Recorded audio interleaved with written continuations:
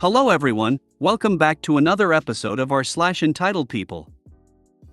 In today's episode, Begla calls the cops because the homeowner wasn't doing things right. Pharmacy line Karen. Karen X's best friend threatens me and my animals. Before we get started, make sure to subscribe so you will never miss a video. So let's get started. Begla calls the cops because the homeowner wasn't doing things right. This story is actually narrated to me by a friend of mine and is a quick tale about how she turned the tables on a home invader. At the time this happened, my friend was raising her child by herself in a suburb in Texas. The area they lived in wasn't particularly safe with wild beasties of both human and animal kinds, so friend armed herself with a small pistol and took some gun safety classes to protect her small family. The years go by, child is now 5 and there was a series of break-ins in the neighborhood, so friend hired a security company to install security cameras around her home.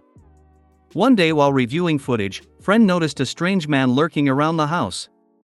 He seemed to wander around a bit and then wandered away, so friend shrugged and carried on with her day. Nothing to worry about, right? Turns out, she was wrong. A few days later, friend was working in her home office and saw the same guy walking down her driveway, opened the gate and entered her backyard. Friend realized the kitchen door was open. Child was playing in the living room. Friend grabbed her gun from her purse and ran to the kitchen and got there as the guy calmly walked through her back door. Guy sauntered in, looked around the room to see friend standing there with her gun pointed at him. Guy froze. Friend, who are you and why are you in my house? Guy gulped, grabbed his phone and dialed 911. Help! I'm standing in this kitchen and some crazy B*TCH has a gun pointed at me. Friend was stunned but didn't put her gun down while calmly telling child to go play in their room, then stood there, not moving while staring down the guy, who refused to leave. Guy, you are gonna get it when the cops show up B*TCH. Friend, you are in my house, get out. Guy actually stayed standing there until the police came into the kitchen. Guy saw the cops and started screaming, arrest her, she's crazy. Look, she has gun on me. Friend put down her gun and started shaking. This is my house. You broke in. Cops stopped and stared, looked at the guy. You broke in? Guy, well, her door was open and then she pulled a gun on me. That's not how it works. Arrest her for having a gun. Friend, I have a license and this is Texas, you idiot. Cops arrested the guy, who was still howling how friend didn't do it right. Apparently she wasn't a proper victim. LMAO, friend gave the cops a copy of the video of him sniffing around earlier in the week. She never heard anything back from them, so she figured he went to jail. And this is Texas, you idiot, haha, so true. It's Texas. Everybody has a gun. My florist has a gun. Reminds me of my friend's mom. About 20 years ago, an intruder broke into her home during the night. Their very large mastiff attacked him. The burglar then tried to sue my friend's mom for his medical bills from being bitten by the dog. Spoiler alert, he lost. Good for her. I'm all for common sense gun laws, but no matter what state I am in, an intruder will be staring down the business end of my shotgun.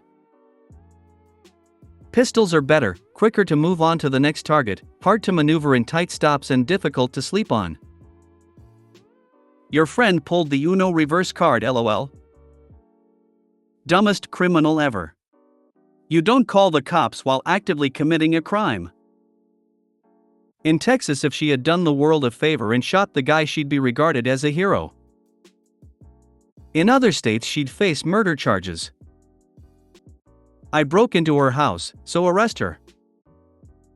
I am not sure if this is entitlement, or just stupidity, or both. Pharmacy line Karen. This is probably a mundane post, but I had to get this off my chest. Today I was waiting in line at my pharmacy and an elderly woman asked if she could go ahead of me. If it were just me in the line, I probably would have said yes. But there were other people lined up, so I told her, "You can go ahead of me, but you have to ask the others in line as well." This Karen blew up at me. I don't know exactly what she said, because I was focusing on myself and my meds, but she started screaming at me. I turned to her and said, "You are harassing me. Do we need to get the police involved?" I know the language is stilted, but in my line of work I am trained to be direct about that sort of thing. She had the nerve to say that she wasn't harassing me at all and that she would gladly call the police. Because I didn't give her my place in line. I said, "Okay, sure. Call them. I actively encourage you to do so. In fact, I will wait here after I get my medical to ensure the police get the story straight." Karen calls the police. They show up because, well, they have to. Karen gets a lecture from a very large man about the context of when she should call the police. She is informed that me not letting her budge in line and what she calls bad customer service is not a reason to involve the police. The pharmacist is on his third cup of coffee since this all started. I know he is an innocent victim in all this and that if I let Karen ahead of me, his problems might not exist. The officer removes Karen, who is audibly angry and asking the officer how she can get her meds if she's banned from the store. Egg Karen. Have them transferred to a different pharmacy and behave like an actual human being there? Pharmacy worker here. You have no idea. Yeah, in my pharmacy we'd be eating popcorn and rooting for OP. Thank you for your service. Karen can't get them transferred as they have been trespassed there too. There's always delivery, by mail, contactless. Question: is it illegal to waste police time where you live? I'm also assuming that this Karen is a serial offender as this isn't something people only do once. No idea. I do remember Trevor Noah during his time on The Daily Show suggesting that the person who makes these calls be fined if the police determine there's absolutely no reason for them to be there. I'm glad the police gave this woman a timeout. People like this should have to do an involuntary scared straight program. They should spend an hour with criminals who look scary but are in for minor offenses. I would count it as community service to scare Karens. Karen X's best friend threatens me and my animals. Hi all. I have a bit of an issue with an ex-friend. I have taken out an APVO, we have the hearing in March. I'm just wanting to share this vent a little and get others' opinions on the matter. I've never had to do something like this before and where I stand. All names have been changed. I have applied for an APVO against an ex-friend and had the court date today. Ashley, not real name, chose to seek an adjournment and stated to the judge that she's wanting an APVO on me. The judge rolled her eyes and did suggest mediation, however I don't feel comfortable with that as I know it won't help the situation. Ashley stated, "I don't want her in my life and I want an AVO on her." The judge ignored this. Background information. Ashley's cat went missing around the September 20th, 2023. I had gone out looking for her cat with her numerous times between the 20th to 27th September 2023. And while being disabled, I still trekked through paddocks and put off my own stuff to try and find her cat.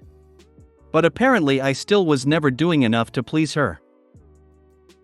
Ashley has BPD and has a history of violent behavior, court documented as well. During the process of searching for her cat, Ashley told me that her cat had a tile tracking tag. However, the tile tracker only picks up to a 400 m range. I spoke with my fiancé, Sam, on the September 26, 2023 and he stated he was happy to look for his drone to hopefully help find Ashley's cat. I told Ashley about this on the same day. The morning of the September 27, 2023, Ashley called me around 9 a.m. and said she still hadn't found her cat and asked about the drone again. I remember saying to her, "Sam put the drone on charge last night, so when he can, we will take it out and help you look for cat." I'm not comfortable taking his drone without him being there as it's not my device. Ashley screamed at me and said, "How long does it take to charge a drone? I'm sick of no one wanting to help me find my cat. My family refuses to help. I'm at the point that I'm going to take Molly, her sister's dog, out into a paddock somewhere and leave her there so, sister, can feel what I'm feeling. Ashley started crying and expressing how upset she was. Ashley kept saying you're not doing anything to help OP. If you were actually a decent friend or decent human, you would at least help me. When your cat goes missing, I won't help you find her. When your cat goes missing, I hope you feel the pain I'm feeling right now. Only when your cat goes missing will you even care. I have a cat named Potato, pug-faced Persian, who is sensitive to the sound of someone crying. Potato heard Ashley crying, I had her on loudspeaker, and jumped up on the desk I was sitting at and let out a soft meow. Ashley heard this and screamed, "Shut up you stupid inbred," and hung up. I messaged Ashley expressing my distaste for her behavior, but still offering my help. Ashley acts on emotions when she is in a BPD episode, and I have had experience with working with people with BPD. I was a nurse and disability support worker for 12 years, so I know to not become argumentative, to try and minimize verbal attacks. It was also Sam and my anniversary that day and we had dinner plans, however Ashley demanded we cancel our dinner and go hunting all night for her cat. I stated no. Ashley didn't like this and blew up on my about consistently being a flake and fake friend, previously posted about an incident with her demanding I go to a pub to babysit her 16-year-old sister and her friends.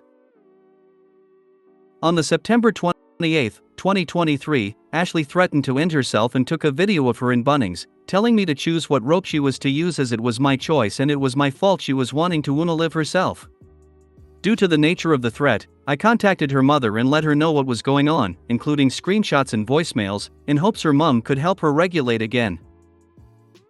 I also went to the police station and gave the officer a USB with all the screenshots, voicemails and threats. The police officer advised they would do a welfare check. Due to the stress Ashley was causing, I was having severe chest pain, full body shakes and heart rate of 150 BPM and above. I have 2 disabilities, CRPS nerve condition and POTS autonomic nervous system issues, and the stress put me into a severe POTS episode and I took myself up to the emergency department for help, where I was there for hours and had to have ECGs etc. On the September 29, 2023, a mutual friend and I went to speak to Ashley's counselor Bob, to let him know what was happening, in hopes he could provide Ashley with the support she was needing. Bob advised me not to engage with Ashley at all and if I felt threatened, to seek further help from police or the courts. Ashley continued to contact me through TikTok as it was the only form of communication I forgot to block her on. Ashley told me that it was a good thing I was injured at work and could no longer work again. The injury at work caused me to have an 81% impairment of my dominant arm as well as caused me to develop 2 lifelong chronic illnesses and 52% whole person impairment, and that everything happens for a reason. I told Ashley that I was not standing for her abusing, harassing, and threatening me and to never contact me again, and blocked her on TikTok as well. Due to the consistency of the harassment, contacting me and threatening me on 7 different methods of communication as well as writing a nasty Facebook post about me and tagging me, and her continuing to try to contact me even though I told her not to contact me again, I proceeded with an APVO to protect myself, fiancé and animals as I am terrified that she will try to harm me or my animals or cause issues for my fiancé at his work. Ashley has also done drive-bys past my house and I'm concerned she will attempt to harm one of my animals when I'm not home, just to cause hurt. Because of this, I have had to keep my animals inside while I'm in town as I can't trust they will be safe in their own yard. I am scared that she will attempt to physically assault me and due to the harassment, threats, and fears for my health and safety as well as my animals' safety, I am considering relocating elsewhere so she doesn't know my address. Ashley has demanded on numerous occasions for me to cancel plans and even cancel medical appointments just to go somewhere with her or do something I physically can't do. When I would stand my ground and say no, she'd start with the crocodile tears and begin the verbal abuse. What a scary mess. I am sorry you're dealing with it. I suggest never letting her back into your life. No matter what. She will spiral again and it doesn't seem safe for you or your critters. If she is not on meds for BPD or not taking them, I would get out because it will only worsen. You have been a good friend and it has affected your health. Screw her and her ungrateful attitude. Not trusting her with your pets in your garden is a sign. I did everything I could to help her with her cat, but not feeling safe leaving my doggos in the yard is really messing with me. Op, I'm so sorry this is happening to you. I would upgrade my security with camera and posted signs along the property and GPS tags on my pets. Hopefully the signage will make her think she always being watched and keep her away. I unfortunately live in a rental and I wouldn't be able to put up cameras or signage. If I could, that would have definitely been peace of mind to have the animals being able to access their own yard while I'm not home. Opie, I'm so sorry you are dealing with this, it must be very stressful. You are right to go and see and to take out an order. It sounds like A's BP is not under control, but it's up to professionals to intervene. I hope they do. Meanwhile, get some cameras and tags as other responders have mentioned and take someone with you if you need to attend court. The police know, which is good. Look forward to leaving this toxic friendship behind. Control what you can control and I hope you hear no more. Thank you, I'll definitely be looking into security options that may be approved by the landlord. It's so tricky when living in a rental unfortunately. I do have dashcams that record 24/7, so maybe they could also be beneficial. If you made it to the end of the video, thanks for watching. Don't forget to like, subscribe and share and we will see you in the next video.